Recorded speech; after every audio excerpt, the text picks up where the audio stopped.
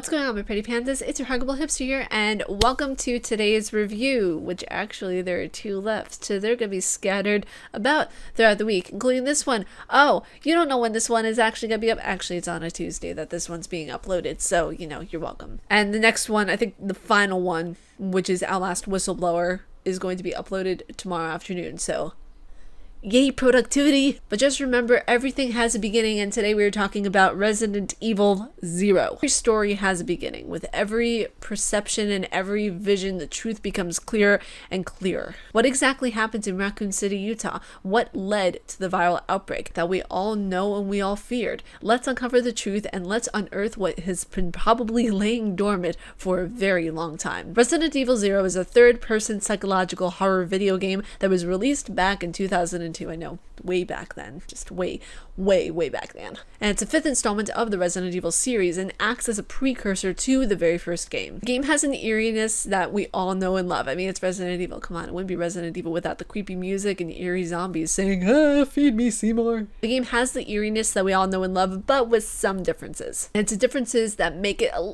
just a slightly more difficult than the average Resident Evil game, I would say. There was a new mechanism back whenever this game was created that could allow you to switch between partners and drop items, which was completely new.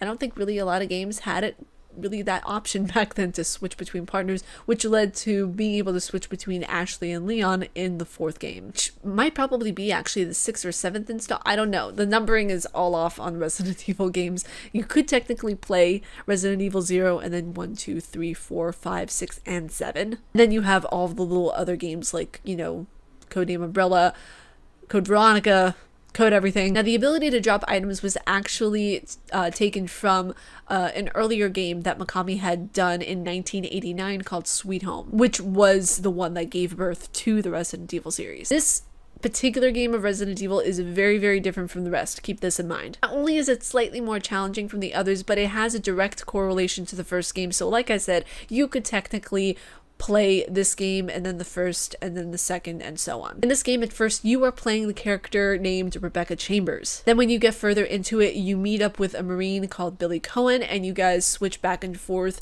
between one another to solve different puzzles. Similarly to the first, the music was so elegantly creepy and it fits each mood and boss battle to a T. With every movement, it just felt like the music flowed, and with every character, it just became one with them. I don't know if that's going to come off as making sense, but that's how it felt when I was playing the game. Music will always be a very important thing in the series, but without it, I feel as if the game wouldn't have the life and finesse that it does. In accordance with the music of Resident Evil 0, the monsters were just as creepy. I would say even a little bit creepier than the first game. Now, just like the first game, the zombies created this unbreakable bond with the story. They created this realistic atmosphere with their lifelike grunts and attacks. Yes, I know, zombies aren't real, but it's the way that they were portrayed in such a lifelike stance, in that almost human, if that makes sense. As the players of the game, we were attaching ourselves to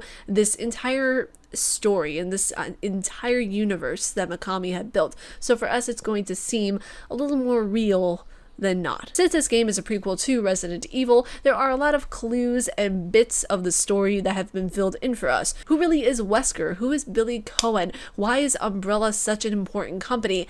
This is all filled in. Now here comes the part where you will understand Wesker a little bit better and why he is such an important character to the Resident Evil series. As a lot of Resident Evil fans know, Wesker worked with William Birkin on another form of the T virus called the G virus. The G virus was a result of many attempts conducted with the NEA parasite, a Brazilian prototype parasite which would later become the Nemesis Project. In accordance with the G virus, this is actually something I forgot to write in, but the NEA prototype was one that was put into Lisa Trevor, that monster that we see that does the whole mom, like she's screaming, "Mom, where's mom?" You know, that entire monster that we see in the very first game, that was Lisa Trevor, and the NEA prototype was the one that was put into her. Wesker then joined STARS, and he only does that basically to act as a double agent to further help Umbrella with their project. That way he can receive intel from STARS, but also work with Umbrella at the same time, refining his research on the T virus. Billy and Rebecca throughout the game complete puzzles and uncover more of the mystery that is the Umbrella Corporation.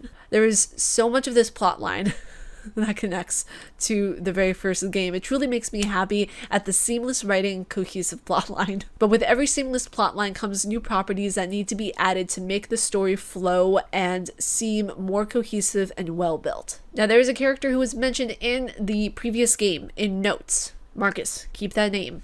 Hold that name in your brain. He was assassinated by Oswald E. Spencer, the person who created the mansion in Arklay Mountains. After Marcus was assassinated and his body was dumped, the Queen Leech entered in and reanimated his body, and that was the main cause for the viral outbreak in Raccoon City, Utah, and the Arklay Mountains. And overlooking a mountain with hope and wonder at a corrupt future, Billy leaves Rebecca on a cliff to return to her comrades in Bravo team. Gunshots fired and a new story begins. So would I recommend this game? Yes, I would definitely recommend this game. It perfectly describes, the ideal prequel to the incident that occurred in Arklay Mountains. Like, I absolutely love the fact that they made this prequel and they did it in such a seamless way. But that's it for me. If you guys like my face and what I do, please be sure to subscribe and hit the bell down below because I make videos every weekday. Stay casually nerdy, you guys, and I will talk to you all in tomorrow's video. Peace.